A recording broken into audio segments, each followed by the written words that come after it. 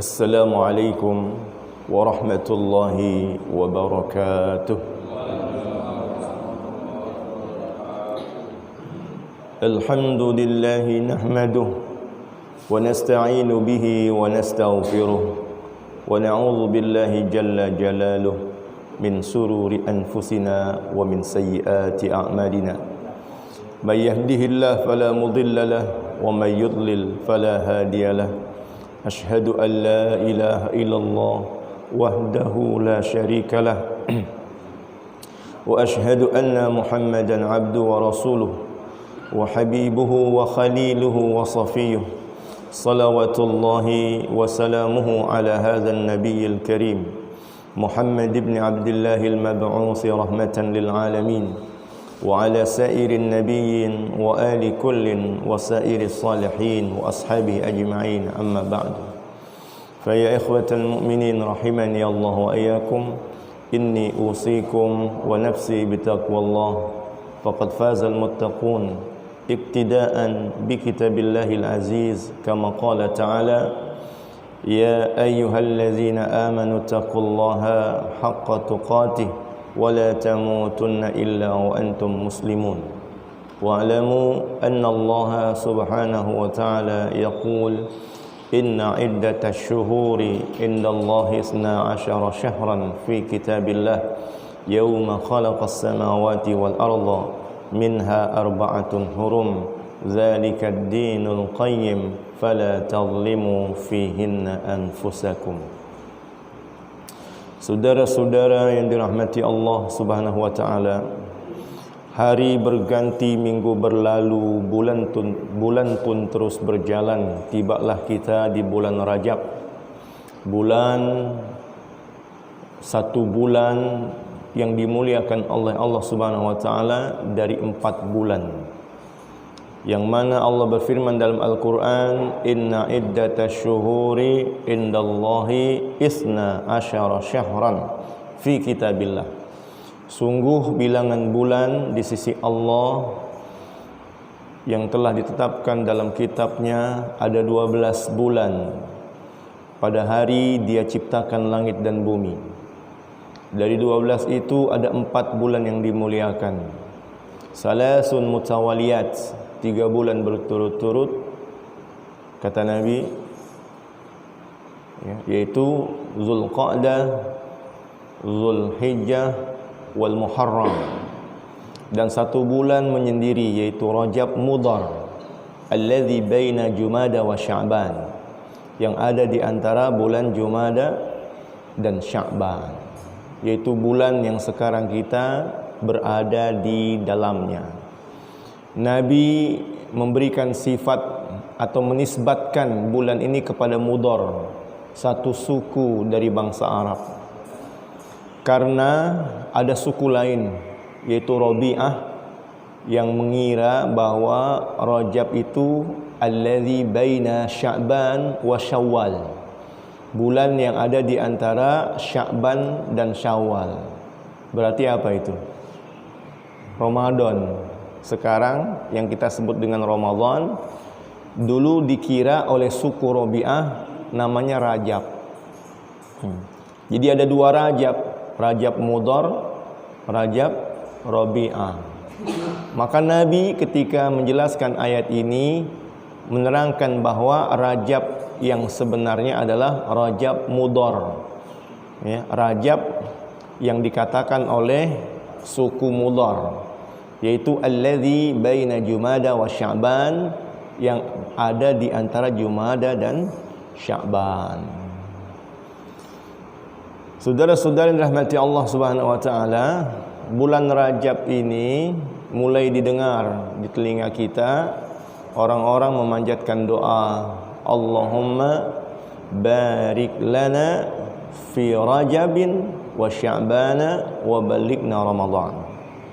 Ya Allah, berikanlah kepada kami keberkahan di bulan Rajab, di bulan Sya'ban, dan sampaikan kami kepada bulan Ramadan. Ternyata Ramadan yang akan hadir 2 bulan lagi, 2 bulan setelah bulan Rajab ini, itu termasuk bulan yang dirindukan oleh umat Islam. Dan wajar kalau dia dirindukan karena Ramadan sendiri artinya itu panas membakar. Maka Ramadan itu bulan diwajibkan puasa, salah satu fasilitasnya untuk membakar dan menggugurkan dosa. Ramadan gitu. Maka dalam hadis riwayat At-Tirmidzi ketika Nabi mengatakan salatul awwabin adalah salat duha yang dilaksanakan hina tarmadul fisal. Kalimat tarmad atau dari ramadha atau ramidha itu artinya panas. Salat awwabin adalah salat duha yang dikerjakan pada waktu anak unta dia bangkit dari tempat peristirahatannya karena pasir mulai terasa panas diterpa oleh terik matahari di pagi hari. Ketika dia istirahat, dia akan letakkan perutnya itu ke lantai pasir. Maka pasir itu panas kalau matahari sudah mulai naik meninggi. Nah, ketika dia naik, di situ Nabi katakan ada salat yang dikerjakan oleh hamba-hamba Allah yang suka kembali kepadanya, yaitu salatul awwabin, yaitu salat duha yang dikerjakan hina tarmadul fisal. Saudara-saudara yang dirahmati Allah Subhanahu wa taala, jadi pantas kalau Ramadan itu dirindukan karena dia diharapkan penghapusan dosa darinya. Pelipatan pahala pada amal-amal yang dikerjakan di dalamnya. Juga peningkatan untuk derajat seseorang mendekatkan diri kepada Allah Subhanahu wa taala. Jadi pantas kalau Ramadan itu ditunggu-tunggu, dinanti-nanti sampai orang berdoa memintanya. Insya Allah Ramadan pasti datang. Tetapi umur seseorang lah yang tidak bisa ditentukan. Apakah sampai kepada bulan Ramadan atau tidak. Maka nanti ya, kalau kita termasuk orang yang sudah mulai berdoa, ya Allah pertemukan dengan Ramadan, dosaku banyak. Aku ingin dia dihapuskan, digugurkan dengan puasa di dalamnya. Ya Allah amalku sedikit, aku ingin dia jadi besar dan banyak dengan diamalkan di bulan itu. Kalau kita termasuk orang yang sudah berdoa dari saat ini untuk bertemu dengan bulan Ramadan, maka kalau pemerintah sudah umumkan besok puasa, artinya malam itu jatuh tanggal 1 Ramadan, sebagai adab meniru adab Rasulullah, bacalah doa yang warid dari Rasulullah sallallahu alaihi wa alihi wasallam. Apa itu doanya? Rasulullah membaca doa Allahu Akbar. Allahumma ahillahu alaina bil amni wal iman wassalamati wal islam wat taufiqi lima yuhibbu rabbuna wa yarda. Ada 5 doa yang diminta oleh Rasulullah sallallahu alaihi wa alihi wasallam, yaitu aman, iman, selamat, Islam dan taufik. Sedangkan di antara 5 doa itu Nabi memulainya dengan takbir, ucapan Allahu Akbar, dan ditutup dengan dakwah kepada bulan itu sendiri dengan mengatakan Rabbuna wa Rabbukallah. Saudara-saudara yang dirahmati Allah Subhanahu wa taala, pertama ucapkan Allahu Akbar. Memang dia adalah salah satu ungkapan syukur, di samping ada ungkapan Alhamdulillah, yang mana biasa kita baca. Umumnya kita baca Alhamdulillah ketika mendapatkan nikmat ya. Tetapi sebenarnya Allahu Akbar juga ungkapan syukur ketika ada nikmat dari Allah Subhanahu wa taala, wabil khusus kalau nikmat itu terasa sangat besar sekali. Makanya kalau seseorang sudah berhasil puasa sebulan penuh dengan berbagai macam rangkaian ibadah, disuruhnya tahmidan atau takbiran. sebelum lebaran malam-malam tahmidan atau takbiran? Takbiran. Allahu Akbar kan gitu. Siapa yang menyuruh? Allah Subhanahu wa ta'ala. Walitukmilul iddata walitukabbirullaha ala ma hadakum. Supaya kamu sempurnakan bilangan hari puasa itu. Ya, apakah dia 29 sempurna atau 30 dia sempurna? Tergantung terlihat hilal atau tidak di malam itu. Karena gagasan awalnya bulan 29. Kata Nabi, innama syahru tis'atun wa ishruna yauman. Sesungguhnya bulan itu cuma 29 hari. Ya. Enggak ada 28 doang. Atau kelewatan sampai 31. Enggak. Bulan itu 29 kata Nabi. Ya. Tetapi kadang-kadang nanti di malam itu enggak kelihatan karena tertutup awan. Ya. Jadi zaman Nabi sangat sederhana sekali, memandangnya cukup dengan mata saja, enggak pakai alat. Kalau memang kelihatan ya sudah selesai. Tapi kalau enggak kelihatan, fa in ghumma alaikum, kalau dia terhalang oleh awan, matamu tak sanggup memandangnya, padahal dia sudah muncul, fa akmilul iddata 30 yauman. Sempurnakanlah puasa jadi 30 hari. Jadi 29 atau 30. Allah perintahkan itu, walitukmilul iddah. Sempurnakan bilangan hari puasamu, walitukabbirullah. Dan besarkan Allah, takbir. Ya.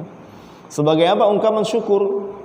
Ala ma hadakum wa la'allakum tashkurun. Maka umat Islam pun bertakbir, Allahu Akbar, Allahu Akbar, sebagai tanda syukur.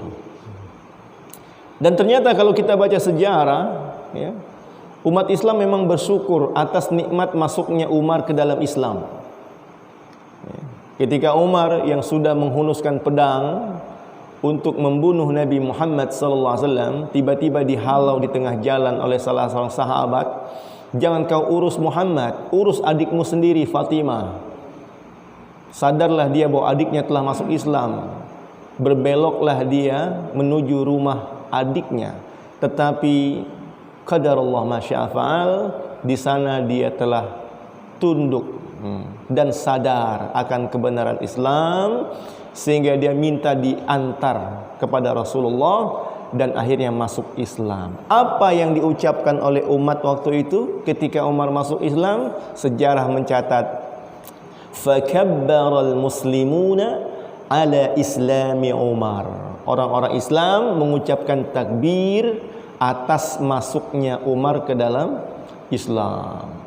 Jadi masuknya Umar ke dalam Islam adalah nikmat yang sangat besar, karena dengan dialah Allah menguatkan Islam. Berdasarkan doa Rasulullah SAW, Allahumma a'izzal Islam bi ahadi umarain. Ya Allah, kuatkan Islam ini dengan salah satu dari dua Umar, Umar bin Khattab atau Amr bin Hisham, yaitu Abu Jahal.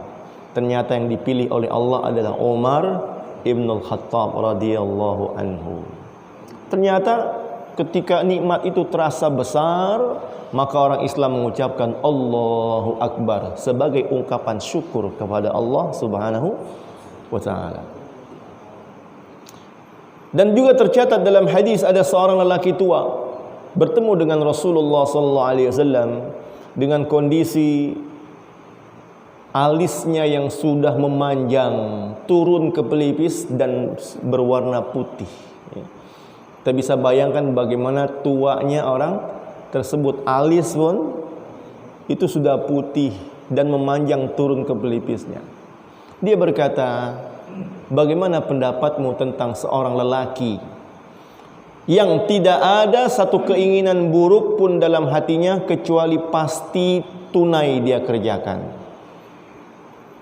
Enggak dicicil lagi, enggak kredit, enggak inden lagi, cash langsung. Maka Nabi tanya, kamu sudah masuk Islam belum?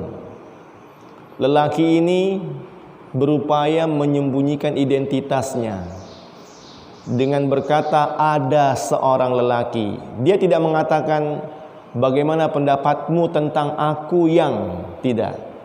tetapi tentang seorang lelaki yang dulu di masa mudanya itu selalu melampiaskan hawa nafsunya, enggak pernah ditahan. Maka Nabi katakan, kamu sudah masuk Islam belum? Dia bilang, ama ana fa aslamtu. Kalau saya sih sudah masuk Islam. Dia masih menyembunyikan identitas. Kalau saya sudah masuk Islam. Maka Nabi katakan, ama alimta, tidakkah kamu tahu annal Islam, bahwa Islam itu yahdimu makana qablah, itu menghancurkan dosa-dosa yang dilakukan di saat kafir. Maka dia tidak lagi bisa menyembunyikan identitasnya. Dia bertakbir, Allahu Akbar, Allahu Akbar, Allahu Akbar. Tidak berhenti lisannya mengagungkan Allah dengan lafaz Allahu Akbar, pergi meninggalkan Nabi sampai hilang dari pandangan. Bagi dia diampunkan dosanya, ya, yang begitu banyak itu merupakan nikmat yang sangat besar. Maka dia mengatakan Allahu Akbar, Allahu Akbar, Allahu Akbar. Jadi saudara-saudara yang dirahmati Allah Subhanahu wa taala, kalau kita menganggap Ramadan adalah bulan yang sangat agung, bulan yang sangat berkah, syahrun mubarak, azim, ya, maka nikmat itu besar. Ucapkanlah takbir ketika sudah berada di dalamnya di tanggal 1 Ramadan, seperti yang Nabi ucapkan, Allahu Akbar, Allah Maha Besar. Selama ini Pak, mana yang kita ucapkan? Alhamdulillah atau Allahu Akbar? Seringnya kayaknya Alhamdulillah terus Pak ya. HP-nya bunyi notifikasi, ada transfer uang, salah kirim 20 juta. Takbir atau tahmid? Kalau nganggap besar, Allahu Akbar. Kalau anggap kecil, Alhamdulillah. Ternyata salah lihat, pulsa 20.000. Alhamdulillah lah. Ya, tergantung anggapan kita gimana, besar atau kecil. Nah, kalau besar, Allahu Akbar. Ya. Saudara-saudara yang dirahmati Allah Subhanahu wa taala. Lalu Nabi sampaikan 5 doa. Pertama, Nabi minta aman. Apalah artinya bulan baru dapat transferan dari gaji. Yang gede-gede biasa transfer gajinya, nggak pakai amplop. Yang kecil-kecil baru pakai amplop. Apa nikmatnya itu? Uang dalam amplop di awal bulan. Kalau keluar pintu gerbang pabrik, pintu gerbang gudang, pintu gerbang kantor, ternyata di luar ada huru-hara, ada begal, ada perampok. Apa nikmatnya? Apa nikmatnya uang? Apa nikmatnya rumah yang megah? Apa nikmatnya kendaraan yang mewah? Kalau lingkungan tidak aman, nggak ada nikmatnya sama sekali. Nggak ada nikmat. Maka yang Nabi minta aman, yaitu rasa tenang di dalam hati itu. Minta aman. Dan itu setiap bulan, di awal bulan Nabi selalu bilang, Allahumma ahillahu alaina bil amni, ya Allah, terbitkan bulan ini yang baru dengan disertai rasa aman. Ya. Gimana nih? Sebentar lagi mau Ramadan. Dengar-dengar corona bawa ibu atau bawa paman. Tergantung bilangnya Pak. Kalau bilangnya Omikron, berarti dia bawa apa? Bawa ibu, bawa umi. Kalau bawa Omikron namanya. Sudah hilang belum rasa tenang di hati? Udah hilang. Kemarin bulan Desember kayak udah tenang, rasa udah pada nggak ada tuh. Mau Ramadan muncul lagi tuh. Maka minta aman itu biar nggak hilang. Ya Allah, terbitkan bulan itu dengan disertai rasa aman. Dan itu anugerah dari Allah, pemberian dari Allah Subhanahu wa ta'ala. Karena sebenarnya aman itu rasa di hati, ya, itu terkait dengan iman, keyakinan kepada Allah, bukan dengan lingkungan, dengan sekitaran. Betapa banyak orang yang tetap tidak tenang, tetap tidak aman, Ya, rumah sudah dikunci kamarnya, pintu rumahnya sudah dikunci, gerbangnya sudah digembok, satpamnya sudah ditugaskan, anjingnya juga sudah ditongkrongin di situ, CCTV sudah dipasang, tapi nggak bisa tidur. Ditanya kenapa Pak nggak bisa tidur? Jangan-jangan satpamnya tidur. Nanti nggak ada yang tahu kalau ada orang yang datang. Dia pun tetap nggak bisa tidur di dalam rumah, ya.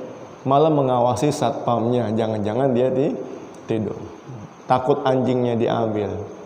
Nah, saudara-saudara yang dirahmati Allah Subhanahu wa taala, kadang-kadang sekitaran udah aman pun kalau hatinya nggak iman, nggak yakin, ya tetap nggak tenang. Maka dia minta aman, dan aman terkait dengan iman.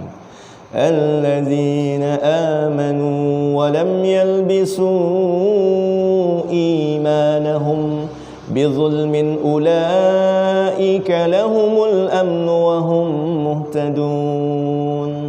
Allah berfirman, orang-orang yang beriman dan tidak mencampur imannya dengan syirik, maka mereka itulah yang mendapatkan rasa aman.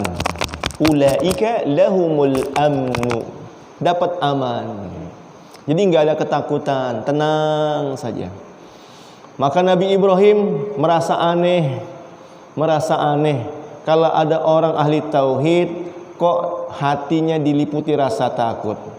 Beliau berkata kepada orang-orang musyrik, wa kaifa akhaf?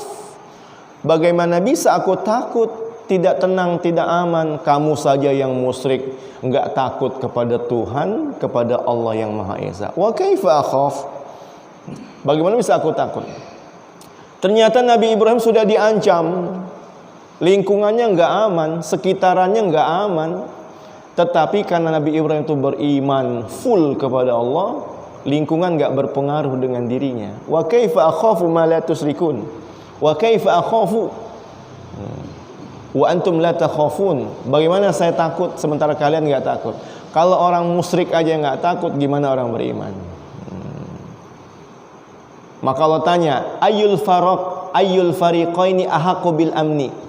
Dari dua kelompok ini, orang yang yakin kepada Allah murni dan dengan orang yang bercampur dengan syirik, mana yang lebih berhak merasa aman? Ayyul fariqaini ahaqqu bil amni? Mana yang lebih berhak merasa aman? Pertanyaannya ingkari. Maksudnya tentulah yang berhak mendapatkan aman orang yang hatinya full yakin kepada Allah Subhanahu wa taala. Maka Nabi minta aman dengan iman, ya. Aman terkait dengan iman. Tetapi jangan lupa, Pak, kalau secara bahasa selamat terkait dengan Islam. Maka Nabi minta juga selamat wal Islam. Kalau aman rasa di hati, tenang, tidak takut terkait dengan iman di dalam hati, maka sedangkan selamat pada raga tergantung kepada Islam, tunduknya seseorang kepada peraturan yang dibuat. Ya. Secara bahasa begitu. Ya. Misalnya seseorang itu berada di sirkuit. Sirkuit itu kan sudah dibikin memang untuk itu kan, untuk kendaraan yang cepat, perlombaan, ya. Artinya nggak ada lagi binatang buas nanti nyebrang ke situ. Udah dibuat aman. Jalanannya juga sudah bagus, memang udah disiapkan untuk aman semua. Tetapi yang ikut perlombaan ini dia nggak pakai perlengkapan, nggak pakai helm, nggak pakai baju yang untuk menyelamatkan dirinya. Dia sih aman saja awalnya, tetapi belum tentu selamat. Nah, kapan-kapan dia kepeleset, palanya jatuh bisa pecah, ya, tulang badannya bisa patah. Dia sih aman aja, pede, karena dia seorang profesional kan. Dia kendaraan motor atau mobil, aman, tenang. Tapi kapan-kapan terjadi kecelakaan nggak akan selamat. Kenapa? Karena dia nggak tunduk pada peraturan perlombaan bahwa dia mesti melindungi dirinya dengan perlengkapan perlombaan. Jadi saudara-saudara yang dirahmati Allah, kalau Nabi kaitkan aman dengan iman, ingat selamat itu dengan Islam. Kulu washrabu wa la tusrifu, makanlah, minumlah, jangan berlebihan. Dihidangkan di depannya makanan itu. Soto ya yang pakai santan. Ya, jeroan. Ditanya, aman gak nih? Aman gak nih Pak? Makan soto jeroan. Pakai santan jeroan lagi. Kata yang ditanya, yang hidupkan Allah, yang matikan Allah, aman. Lalu dia pun tenang hatinya. Iya ya, yang menghidupkan Allah, yang mematikan Allah, tenang dia makan. Dia lupa darahnya bermasalah, gulanya tinggi, kolesterolnya tinggi, hipertensi lagi. Ya. Aman sih aman, hatinya tenang. Tapi ketika dia makan, karena nggak ikut aturan, dia berlebihan. Udah berlebih kadar gulanya itu, masih ditambah lagi dengan makan tepung misalnya. Bisa selamat gak badannya kira-kira? Iman sih iman, bisa selamat gak? Ya tetap kena penyakit. Maka bagi siapa saja yang sudah merasakan ada gejala-gejala sakit, perintah Nabi tadawaw, berobat. Periksain ke dokter. Inna likulli da'in dawa. Sesungguhnya bagi tiap penyakit itu punya obat. Arafahu man arafahu, jahilahu wa jahilahu man jahilahu. Yang tahu obatnya tahu tuh dokter-dokter. Ya, tahu dia mana obat pusing, mana obat sakit perut. Tahu dia ini dia. Nah, yang nggak tahu seperti kita orang awam yang nggak tahu gitu. Kadang-kadang obatnya nggak jauh-jauh. Bukan di Cina, bukan di Jepang, bukan di Amerika. Obatnya di halaman rumah kita sendiri. Banyak sekali tanaman-tanaman itu jadi obat bagi penyakit. Nggak berasa lagi jalan pagi di pinggir got ternyata ada tanaman obat. Nggak jauh-jauh. Saudara-saudara yang dirahmati Allah Subhanahu wa taala, kalau Nabi mengaitkan aman dengan iman, maka selamat itu dengan Islam. Ikuti peraturan-peraturan Allah Subhanahu wa taala, maka selamat kamu di dunia. Tanamkan iman, tenang kamu, enggak usah khawatir tentang kehidupan akhirat. Aman iman, selamat Islam. Dan yang kelima, Nabi minta taufik hidayah. Wat taufik lima yuhibbu rabbuna wa yarda. Apa itu taufik?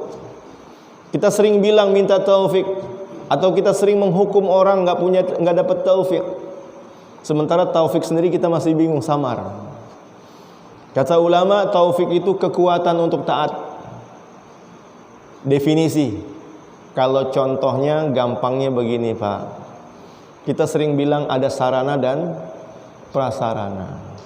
Taufik dan hidayah seperti kita bilang sarana dan prasarana. Membaca Al-Quran amal taat bukan? Amal taat. Untuk membacanya butuh apa? Butuh lidah. Untuk bisa membacanya butuh apa? Mata yang melihat.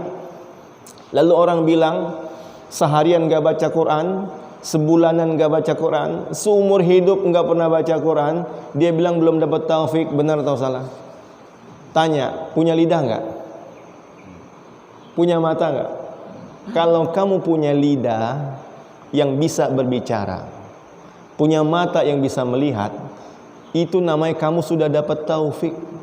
Dan taufik itu sudah diberi oleh Allah Subhanahu wa taala. Hanya kamu saja yang belum menggunakannya. Jadi taufiknya sudah dikasih.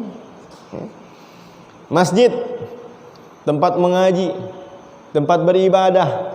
Lalu ada orang gak datang ke masjid untuk beribadah atau mengaji, dia bilang gak dapat taufik. Tanya, untuk bisa datang ke masjid dari rumah butuh apa? Butuh kekuatan apa? Kaki yang berjalan. Maka tanya kepada orang itu, punyakah anda kaki yang bisa digunakan untuk berjalan dan berlari? Punya, berarti sudah diberikan taufik oleh Allah Subhanahu wa ta'ala. Bahkan lebih, bukan hanya kaki yang diberikan, motor juga dikasih oleh Allah, mobil juga dikasih oleh Allah. Maka mobil, motor, kaki itu taufik dari Allah Subhanahu wa ta'ala untuk melakukan amal taat. Kalau memang anda tidak bisa gunakan kaki karena tempat mengaji terlalu jauh, kan ada mobil, kan ada motor. Maka mobil, motor, kaki itu taufik dari Allah Subhanahu wa ta'ala. Jadi saudara-saudara yang dirahmati Allah Subhanahu wa taala, ya kalau sudah punya tinggal pakai saja. Kalau belum punya baru minta taufik. Ya Allah, mau sedekah pakai uang tapi uangnya enggak ada, baru minta taufik. Ya Allah, berikan taufik ya Allah untuk bersedekah. Sedekah butuh uang, maka saya minta taufik, maksudnya minta uang untuk bisa bersedekah. Jadi kalau belum punya baru diminta. Nah, kalau sudah punya tinggal pakai. Kenapa hari ini banyak orang bilang belum dapat, padahal sudah dikasih oleh Allah Subhanahu wa taala. Mungkin tadi enggak ngeh dengan pengertian yang sederhana bahwa taufik dan hidayah seperti ucapan kita sarana dan prasarana. Belajar itu kan satu buah perbuatan, maka butuh sarana, itu gedung. Untuk sampai gedung sekolah butuh jalan, namanya prasarana, kan begitu. Lalu ada anak dibilang sama ayahnya, sono belajar. Dia bilang belum dapat taufik. Gedungnya sudah ada, jalannya sudah rapi, bahkan ada alat transportasi, masih nggak mau belajar, bilang belum dapat sarana dan prasarana. Bener apa enggak kalau gitu? Salah. Ya. Saudara-saudara yang Allah Subhanahu wa taala, maka pemerintah akan bilang, "Loh, kami wajibkan kamu belajar 9 tahun atau 12 tahun, masih bilang belum dibuatin sarana dan prasarana." Itu gedung sekolahnya sudah ada, jalannya sudah dibikin, alat transportasi bus sekolah gratis, masih juga kamu nggak mau belajar. Pemerintah pasti akan balik bertanya, di mana letak belum ada sarana prasarana? Demikian juga Allah Subhanahu wa taala. Semuanya sudah dikasih oleh Allah, ya. Cahaya ini sudah diberikan oleh Allah Subhanahu wa taala. Masalahnya sudah diambil atau belum? Cahaya seterang apapun, kalau Anda memejamkan mata, mana bisa lihat barang. Ini masjid, nyalain lampu, tambah ntar matahari nongol, tapi matanya merem, bisa melihat? Tidak. Jadi sebenarnya taufik, hidayah sudah dikasih sama Allah berlebih-lebih.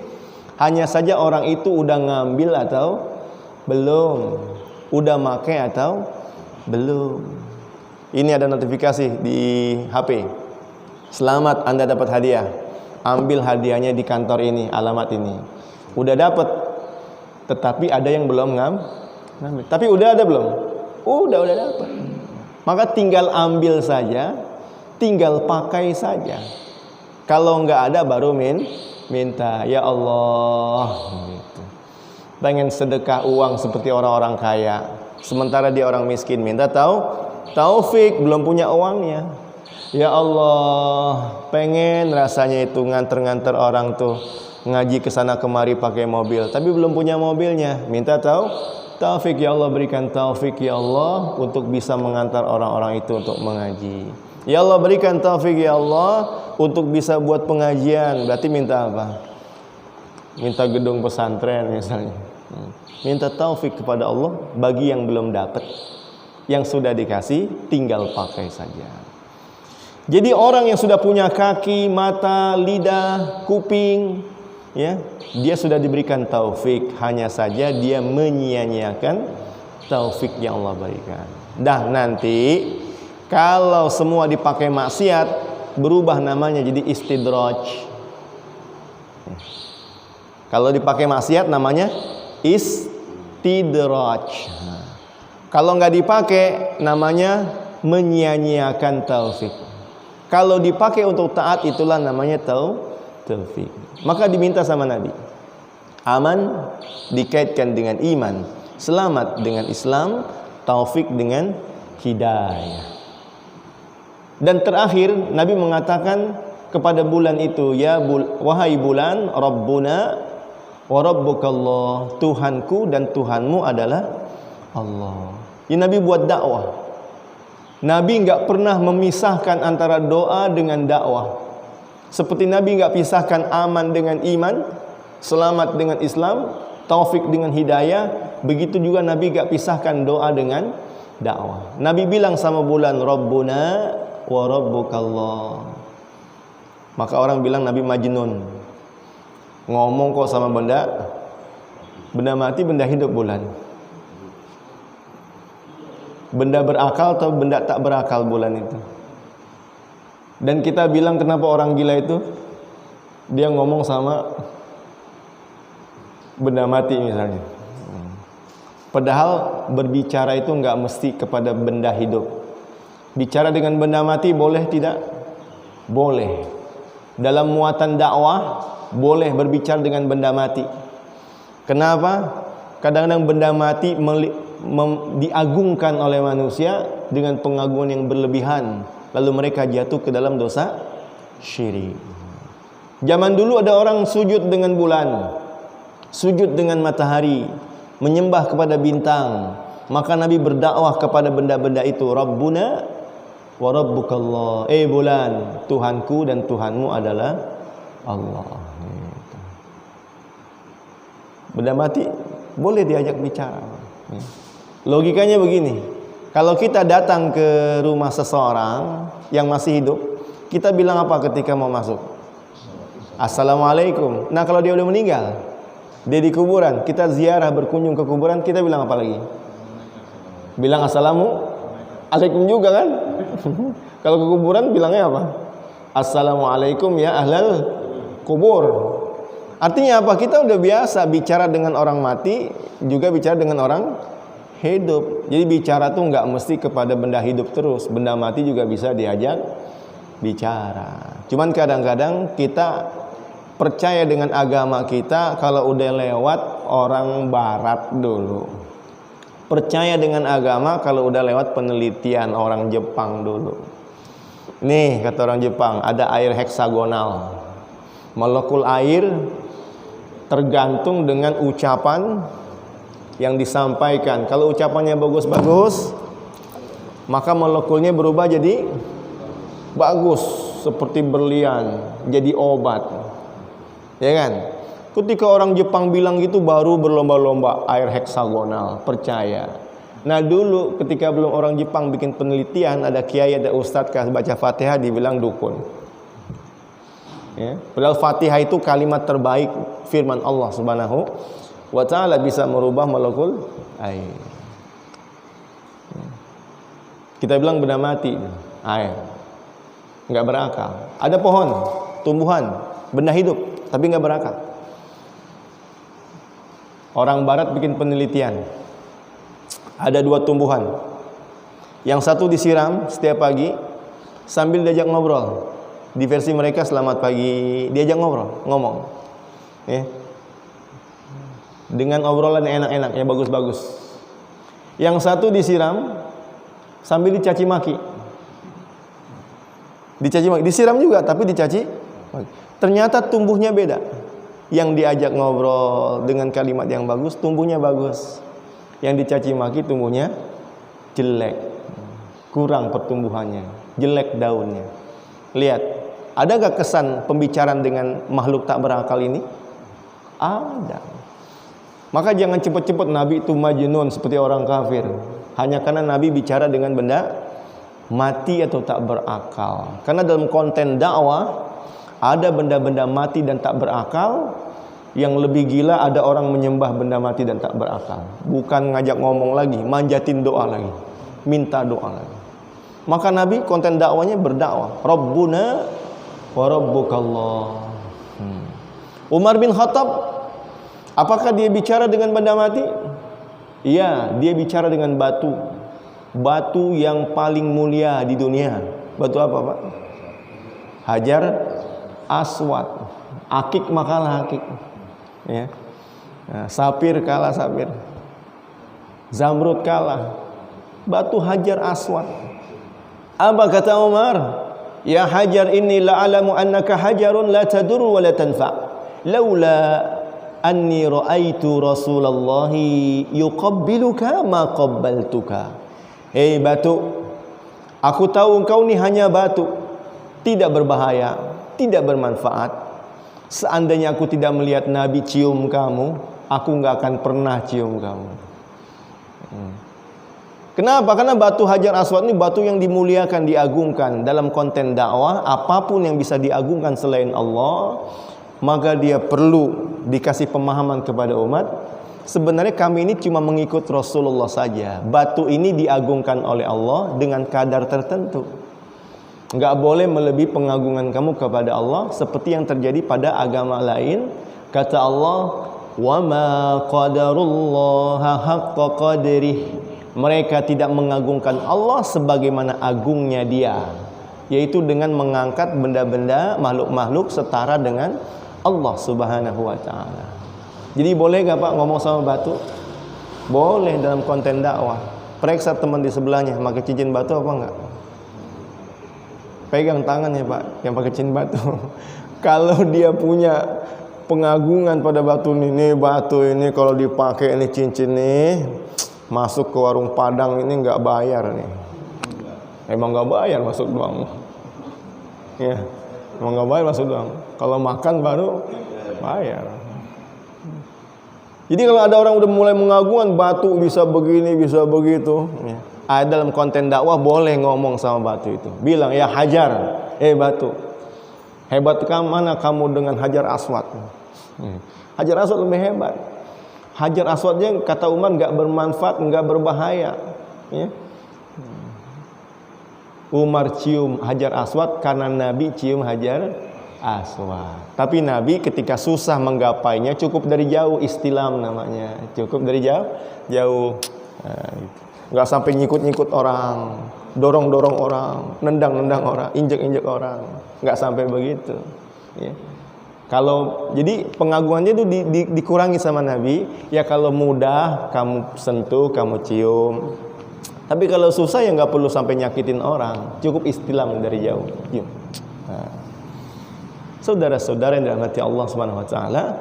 Jadi nanti kalau sudah ketemu dengan Ramadan, adab yang pertama berdasarkan hadis Nabi statusnya sahih bisyawahidihi, ya, yaitu membaca doa Allahu Akbar, Allahumma ahillahu alaina bil amni wal iman was salamati wal islam wat taufiqi lima yuhibbu rabbuna wa yarda. Rabbuna wa rabbukallah. Sudah hafal Pak? Belum. Minimal kita pernah baca satu kali. Jadi kata Imam Nawawi dalam kitab Al-Azkar, kalau kamu tahu sunnah Nabi, maka minimal kamu pernah mengamalkannya satu kali. Mari kita ucapkan Allahu Akbar. Allahumma ahillahu alaina bil amni wal iman was salamati wal islam wat taufiqi lima yuhibbu rabbuna wa yarda rabbuna wa rabbukallah. Ya. Ibu-ibu di pengajian langsung saya ngomong direkam. Kapan-kapan Ustadz udah pulang saya bisa buka rekaman. Di sini nggak saya lihat yang ngerekam. Oh ini rekamannya ada. Malah lebih umum buat banyak orang. Ya, kira-kira begitu Pak. Jadi adab pertama untuk puasa, pastikan kita baca doa ketika mengetahui dia sudah masuk tanggal 1 Ramadan. Ada 19 hadisan tentang adab puasa. Saya baru sampaikan satu. Semoga bermanfaat. Selanjutnya sebelum ditutup, jika ada yang mau dipertanyakan kami persilakan.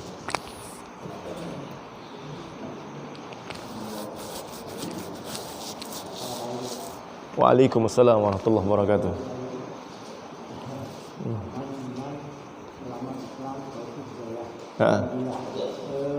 Kalau sebaliknya gimana? Iya. Sebaliknya ada juga bahwa orang lain nggak aman dengan orang yang mempunyai seperti itu, seperti kita misalnya banyak tempat-tempat dengan adanya itu dia merasa seharusnya tempat lain atau kejadian lain atau apa yang dia merasa tidak aman. Apalagi malah tujuan. Ya dia punya seperti itu, dia punya pemahaman seperti itu.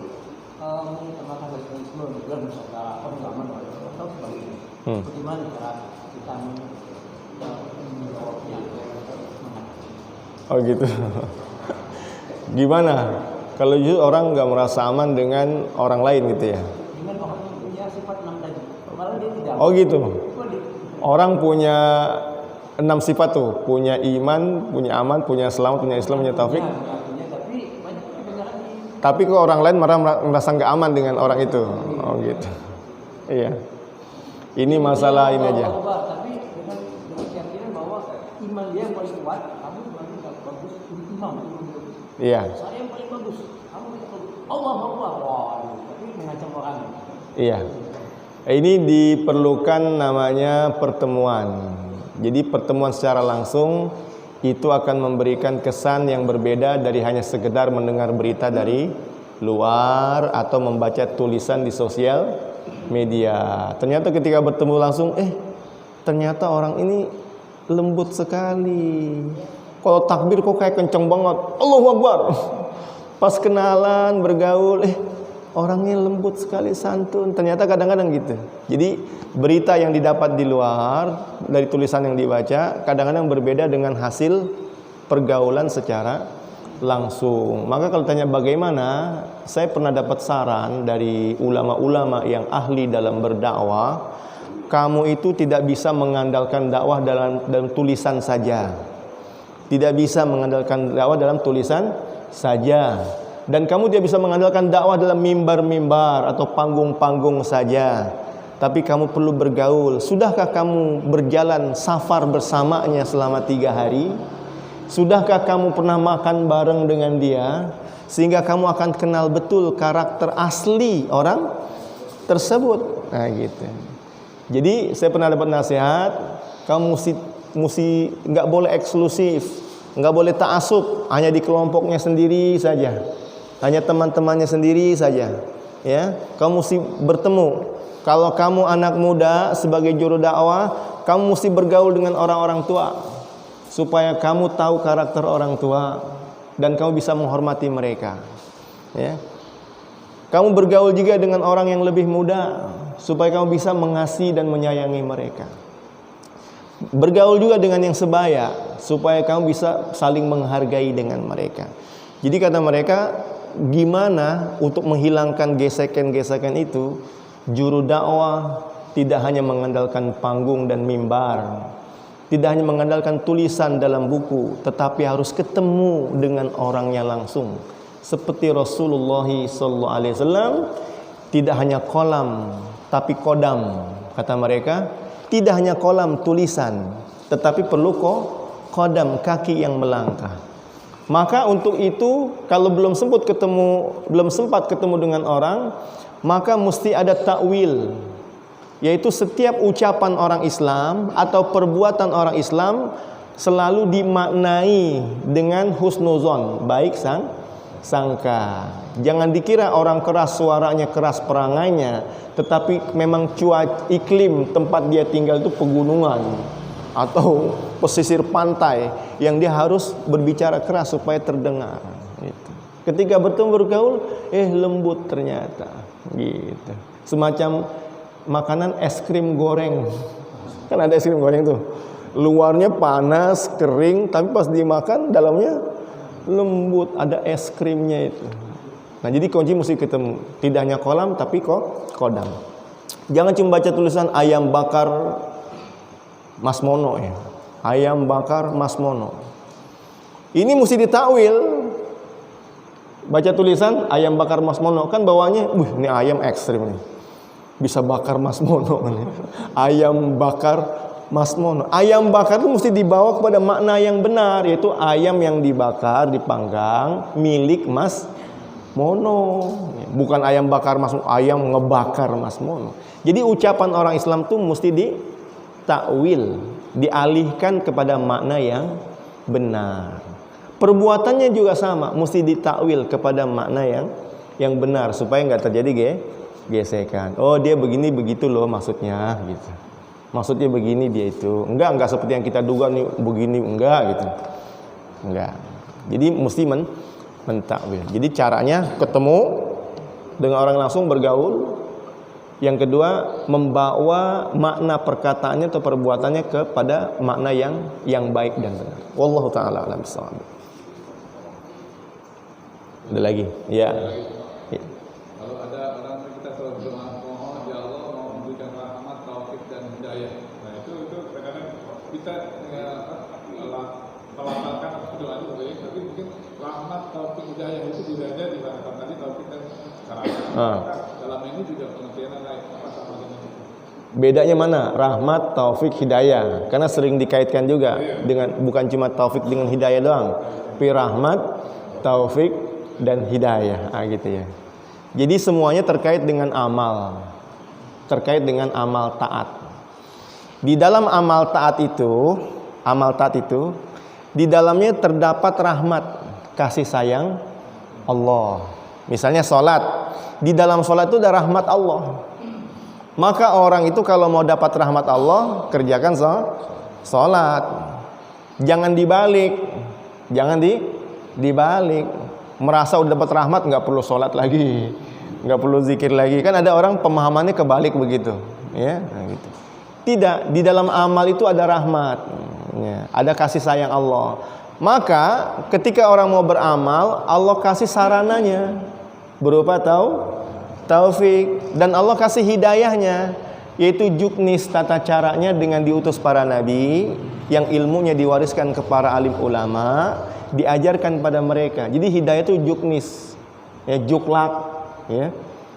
Jadi tata cara itu udah dikasih juga sama Allah. Nabinya sudah diutus, ulamanya sudah dilahirkan, ilmunya sudah diwariskan, hidayah sudah dikasih. Taufiknya kita dikasih sehat, ya, untuk sujud punya kepala, untuk ruku punya lutut, nah, untuk takbir raful yadin punya tangan, sudah dikasih. Maka tiga-tiganya rahmat, taufik, dan hidayah itu dikaitkan dengan amal taat atau amal soleh. Gitu. Wallahu ta'ala. Hidayah itu kan tunjuk, tunjuk artinya misalnya seorang dia belum dapat hidayah, kira-kira gitu kan, sehingga hatinya belum tergerak untuk menjadi lebih baik, kira-kira gitu. Iya, tadi udah bilang bahwa hidayahnya sudah dikasih, tapi dia yang belum ambil. Nih udah nyalain lampunya nih merobot nih, tapi dia yang masih pejamkan mata. Ini beli mobil, udah dikasih nggak bukunya? Tapi dia nggak baca, nggak baca. Akhirnya apa? Ketika kilometernya sudah mencapai ganti oli, dia nggak ganti oli, rusak nggak mobilnya? Rusak, orang jebol, olinya nggak diganti. Padahal udah dikasih setiap kilometer sekian ganti oli gitu. Udah dikasih semua. Ya, Nabi sudah diutus, kasih juklaknya, juknisnya, tata caranya, hidayahnya sudah. Taufiknya sudah dikasih juga, ya, untuk bisa mengamalkan amal-amal taat. Ya, dan di dalam amal taat itu ada rahmat, tapi dianya belum ambil atau belum dia gunakan. Itu kaitan antara rahmat, taufik, dan hidayah. Ya Pak, kalau bisa dirubah Pak. Jangan bilang orang belum dapat hidayah. Sudah dikasih, tapi kamu yang belum ambil. Nah gitu. Ya, semacam misalnya Abu Thalib, ya kan? Abu Thalib, paman Nabi. Allah bilang innaka la tahdi man ahbabta walakinallaha yahdi may yasha. Sesungguhnya engkau tidak bisa memberi hidayah, tapi Allah yang bisa memberi hidayah. Seperti gini, ya, kita udah nyalain lampu, tapi orangnya nggak mau buka mata, gimana? Ya, kecuali dipaksa oleh Allah dibuka matanya, baru dia bisa ngelihat. Dalam kondisi-kondisi khusus, ada orang yang susah-susah banget itu untuk terima hidayah, tapi Allah paksa dia dapat hidayah. Namanya terjebak dalam hidayah. Terjebak dalam hidayah gitu. Bisa jadi begitu. Orang nggak mau ngelihat, tapi dia dijebak oleh Allah. Emang Allah udah pengen dia dapat hidayah, dibikinlah keadaan tertentu yang membuat dia menjadi dapat hidayah. Gitu. Maka kadang-kadang juru dakwah punya strategi gitu dalam memberikan petunjuk. Nggak langsung dia terang-terangan nih lampu ngelihat, enggak, tapi dia tempuh cara-cara yang seperti dia jadi terjebak nanti. Ternyata oh baru paham saya selama ini saya salah begitu. Nah, baru begitu. Wallahu taala alam bisawab. Ya, satu lagi terakhir ya. 3. Hidayah dan inayah, ya. Apa bedanya? Maknanya, kaitannya apa? Inayah itu inayah, pakai ain ya, bukan pakai hamzah ya. Inayah itu sama seperti kita bilang iyyaka na'budu wa iyyaka nasta'in, dari aun. Inayah dari aun itu pertolongan. Jadi kalau inayah itu arti pertolongan. Kalau dinisbatkan kepada Allah, hidayah Allah, inayah Allah berarti pertolongan dari Allah. Nah, gitu. Nah, kadang-kadang kita udah punya taufiknya, udah punya kaki melangkah, ya, tetapi tetap butuh pertolongan Allah Subhanahu wa Ta'ala. Kadang-kadang ada gangguan-gangguan kan, gitu.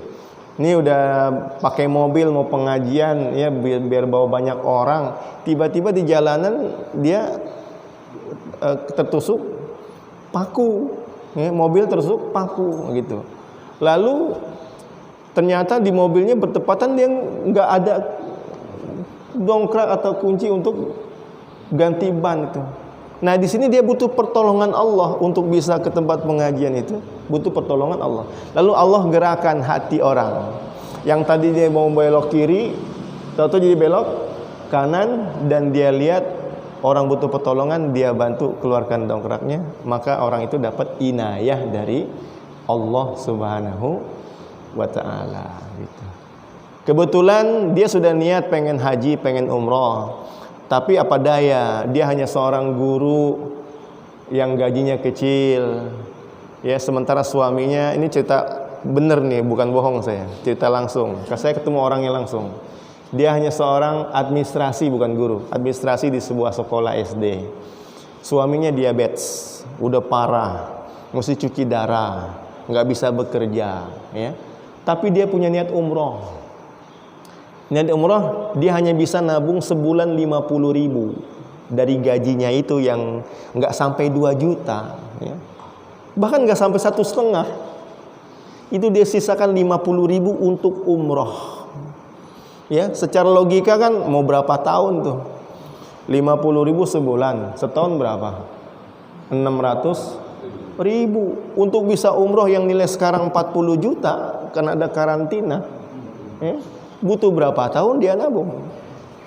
Lagi, tapi kalau inayah, pertolongan Allah turun, ketemulah dia di sebuah jalan dengan teman lamanya ketika belajar di TPA. Ternyata temannya ini bekerja di sebuah instansi yang lumayan besar gajinya, dan instansinya itu sedang memberikan program mengumrohkan guru TPA. Mengumrohkan guru TPA. Ketemu dia, ngobrol udah sekian lama ketemu, cerita suaminya diabetes, cuci darah, sekarang dia yang dari tulang punggung, bekerja tapi gaji nggak sampai 1,5, tapi dia niat umroh. Kebetulan katanya instansi yang tempat saya bekerja lagi mau mengumrohkan orang, diutamakan dia guru ngaji, guru TPA, dan dia sebagai guru TPA di masjid. 50.000 nggak bisa memberangkatkan dia untuk tahun yang sangat dekat, tetapi dengan inayah Allah langsung berangkat tanpa menggunakan uang yang dia tabung tersebut, umrah. Ini namanya inayah, pertolongan dari Allah Subhanahu wa Ta'ala. Wallahu ta'ala alam shawab.